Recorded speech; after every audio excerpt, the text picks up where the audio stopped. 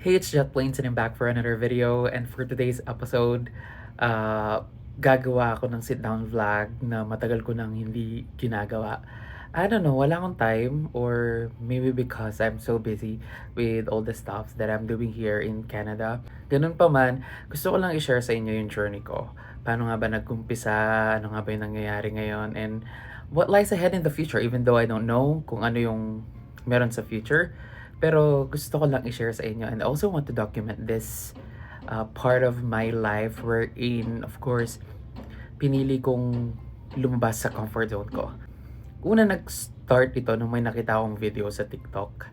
May isang tao na nasa Canada. From the Philippines siya, tapos nag-transfer siya sa Canada as a student. And then, nagtuloy-tuloy na yung journey niya. So, feel ko kasi, I feel like ayoko na magturo.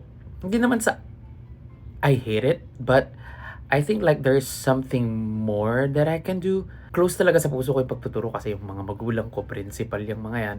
But I don't see myself like doing it for a long time. Pero I've been teaching for 6 years. So I think that's long enough. So yung application ko nag-start siya bago pa matapos ang pandemic.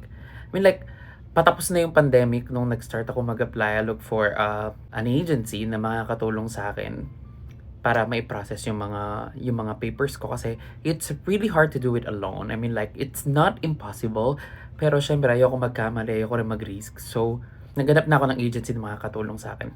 Yun nga, nung na-approve ako, mga ilang weeks lang yata, umalis na ako, nag-book na ako ng flight going to Canada. So, I stayed here in Toronto. Buti na lang yung pastor namin dati sa Pilipinas is nandito siya sa Toronto. So, doon ako stay muna for a while, like 2 months. At dun sa church nila, dun rin ako unang nag-attend. And then, like, nung pagdating ko kasi dito, ilang weeks na lang is mag-uumpisa na rin yung school ko. So, it's like 2 weeks, I guess. So, after ng pagka-arrive ko, naghanap na agad ako ng work. So, naglibot-libot ako. Tapos, merong malapit na mall dun sa bahay kung saan ako nakatira.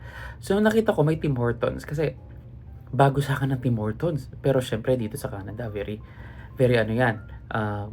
Staple na sa kanila yan. Pero sa Pilipinas kasi bago yung Tim Hortons. So, yun nga. Nag-apply ako sa Tim Hortons. Good thing naman, sabi ko, kung pwede ba akong mag-start pag nag-umpisa na yung klase ko kasi doon ka lang pwede mag-work kapag nag-start na yung klase mo. So, pumayag naman yung manager and yeah, doon ako nag-work for 1 year. For 1 year, kahit na nung after 2 months, lumipat na ako sa downtown kasi gusto ko yung vibes sa downtown na mas malapit sa mga kainan, malapit sa mga gimikan. Kasi yung mga friends ko, bandang downtown sila nakatira. So, parang gusto ko na, okay, I wanna move to downtown. Kasi gusto ko rin yung city vibes, yung lights and stuff. So, when I moved to another church as well, which is Evernation GTA. Yun yung Victory sa Pilipinas. And then, nag-start na yung work ko. And while my work is ongoing, naghanap ulit ako ng ibang work. So, while doing Tim Hortons, na-hire din ako sa Basil Box, which is Vietnamese Thai fast food chain na ewan ko, hindi sila masyadong big here sa Canada. So, yun nga, nag-work ako sa kanila and nag-work din ako sa Rexall. Rexall is like Mercury Drug sa Pilipinas.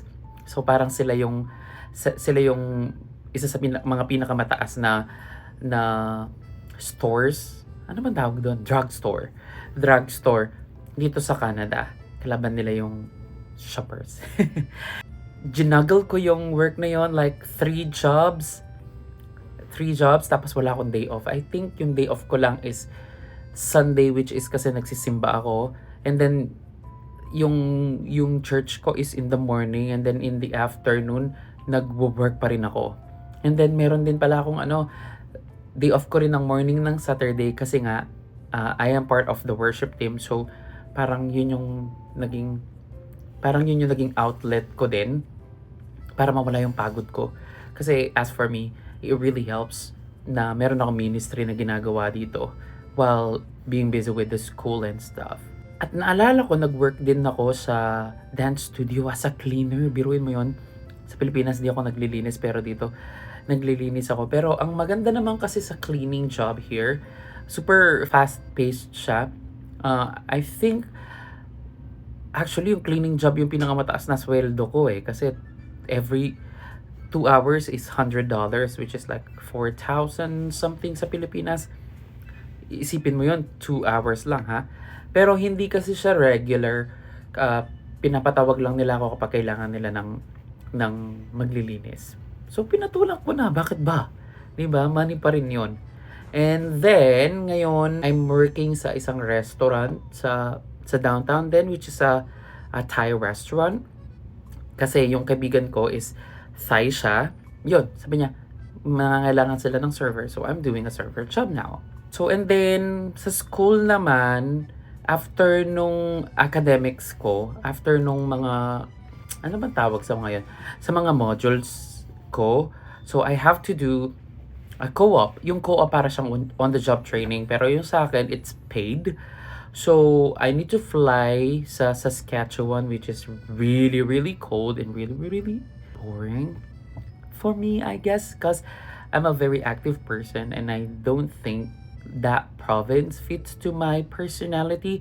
That's why right after matapos nung co-op ko is nag-fly back na ako sa Toronto. So ngayon nasa Toronto na ako ulit and I'm trying to figure out kung ano yung mangyayari next cause my work permit and my study permit ends already and I'm planning to apply for an extension and I'm trying to do healthcare which is very in demand here in Canada pero syempre I'm still praying kung ano ba talaga yung gusto ni Lord for me and nawa mabigyan ako ng opportunity and ako naman kapag sinabi ni Lord susunod naman ako kapag anak doon ka na umuwi ka na sa Pinas uwi talaga ako walang second thoughts.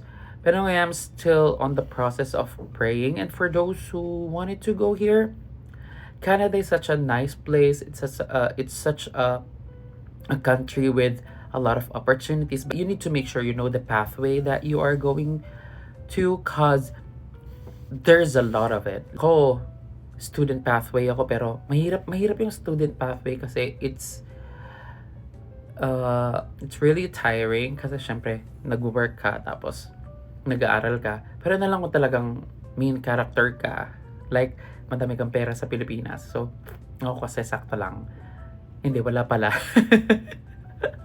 So, yun. So, yun yung medyo ganap-ganap ko dito sa Canada. So, if you have some questions, pwede ko naman silang sagutin. Thank you guys so much. And, yeah. I'll see you again soon. Goodbye.